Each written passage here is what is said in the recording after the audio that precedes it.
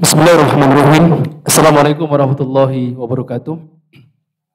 Alhamdulillahillazi hadana lihada wa ma kunna linahtadiya laula an hadanallah asyhadu an la ilaha illallah wa asyhadu anna Muhammadan abduhu wa rasuluhu la nabiyya ba'da.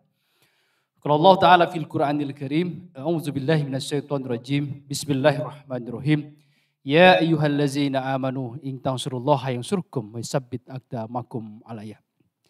Alhamdulillah pada hari ini saya bersama alim ulama, kemudian ustadz aktivis, insya Allah akan membacakan pernyataan sikap atau juga bisa pernyataan hukum terkait Syekh Edy Mulyadi dan terkait pemindahan ibu kota negara dari Jakarta ke Nusantara yang berada di wilayah Kalimantan Timur.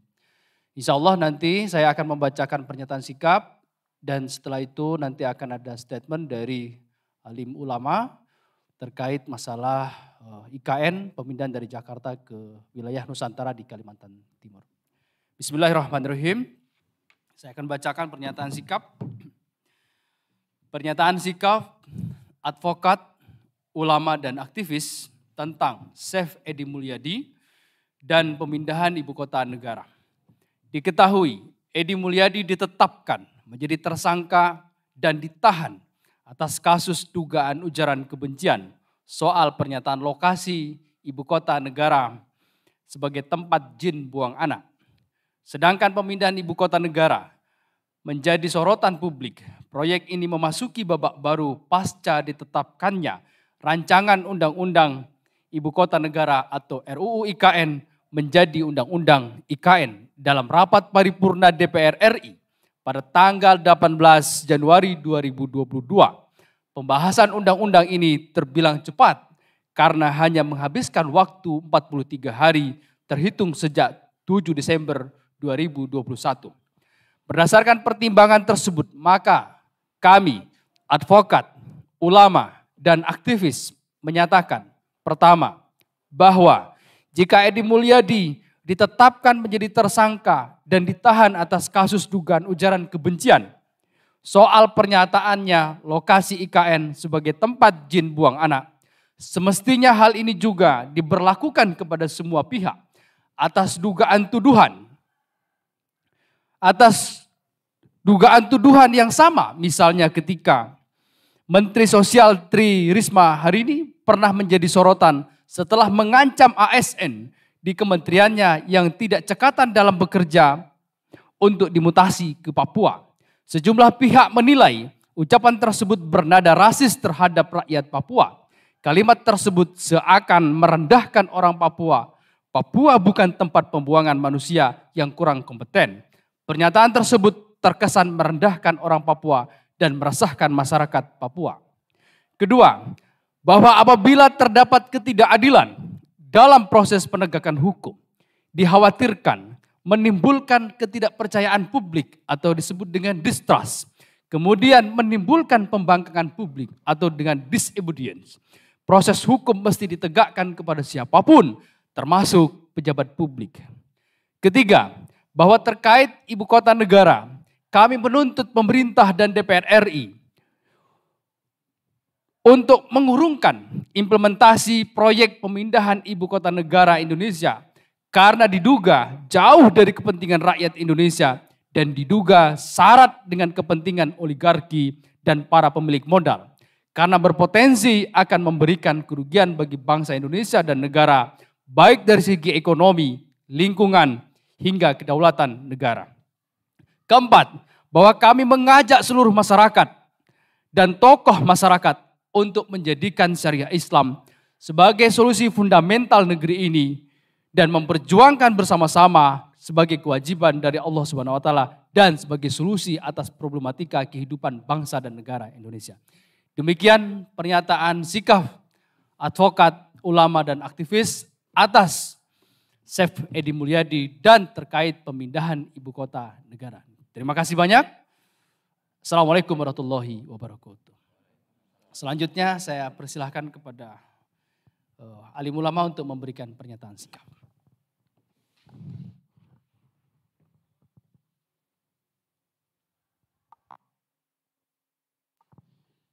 Bismillahirrahmanirrahim. Assalamualaikum warahmatullahi wabarakatuh.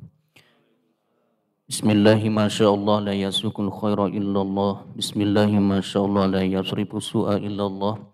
Bismillahi masyaallah ma kana min ni'matin faminallah. Bismillahi masyaallah la hawla wa la quwwata illa billah.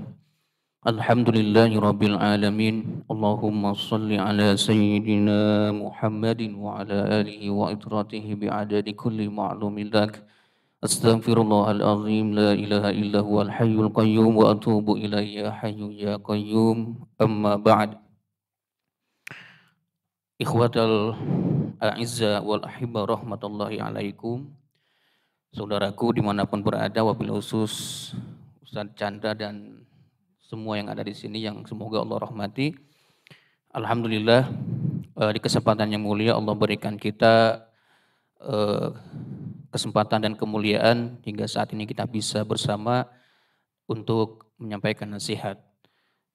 Al-Imam An-Nawawi Al-Bantani dalam kitab Tafsir Munirnya beliau menyebutkan bahwa menyampaikan nasihat dan termasuk di dalamnya amar ma'ruf nahi munkar adalah sebuah hal yang wajib fardu kifayah beliau menyebutkan.